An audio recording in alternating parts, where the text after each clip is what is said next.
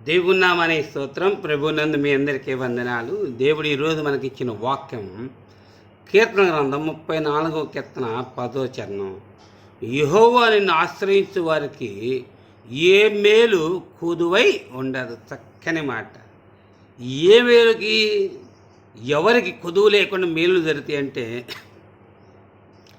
దేవుని ఆశ్రయించే వారికి. దేవుని ఆశ్రయించడం అంటే దేవుని సన్నిధిలోకి రావాలి, దేవుని వైపు చూడాలి. దేవుడు తప్పెవరు ఈ కార్యం చెయ్యలేరు అని నమ్మాలి. నీ జీవితంలో ఏ మేలు కొదువై ఉండదు. పరిశుద్ధ గ్రంథములో దేవుని బిడ్డలారా, అనేక మంది అనేక విషయాల్లో దేవుని ఆశ్రయించారు. శ్రమలలో, కష్టాలలో, భయంకరమైన స్థితిలో, అనారోగ్యాల్లో ఎన్నో విషయాలు దేవుని ఆశ్రయించారు. వారి జీవితాల్లో దేవుడు మేలు చేశాడు. కొదువు లేకుండా మేలు చేసే దేవుడు. చిన్న సంఘటన.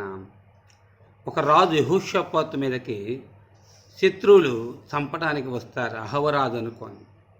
ఏం చేయాలో అర్థం కాదు. ఆ సమయంలో చిన్న ప్రార్థన, ప్రభువా ఒక్కసారి నన్ను జ్ఞాపకం చేసుకో అన్నాడు. అంతే. అప్పటిదాకా చంపడానికి వచ్చిన సైనికులు ఆగండి రా, ఈయన మనం అనుకున్న రాజు కాదు, వేరొక రాజు అని చెప్పి వెళ్ళిపోయారు. ఆ క్షణములో, ఆ సెకన్లో సహాయం చేసేవారు ఈ లోకంలో ఎవ్వరుండరు. ఒక్క మనం నమ్మిన దేవుడే. ఎవరిని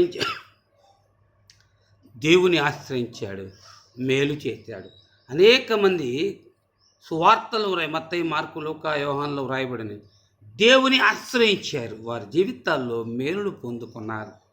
ఒక తండ్రి కుమార్తె చనిపోయే స్థితిలో ఉంది అని దేవుని ఆశ్రయించాడు. దారిలో వెళ్తున్న కుమార్తె చనిపోయింది. ఆయన చనిపోయిన కుమార్తెను యేసుప్రభువు వారు బ్రతికించారు. ఒక ఆమె దయ్యం పట్టిన కుమార్తెతో బాధపడుతుంది. దేవుని దగ్గరికి వచ్చి దయ్యాన్ని వెలగొట్టాడు. ఆయన ఆశ్రయించేవారు ఏ మేలు కొదువు. నువ్వు దేవుని ఆశ్రయించు, కొదువు లేకుండా నీ జీవితంలో మేలు పొందుకుంటావు. అట్టి కృప దేవాది దేవుడు మనందరికీ అనుగ్రహించునుగాక. ఆమేన్.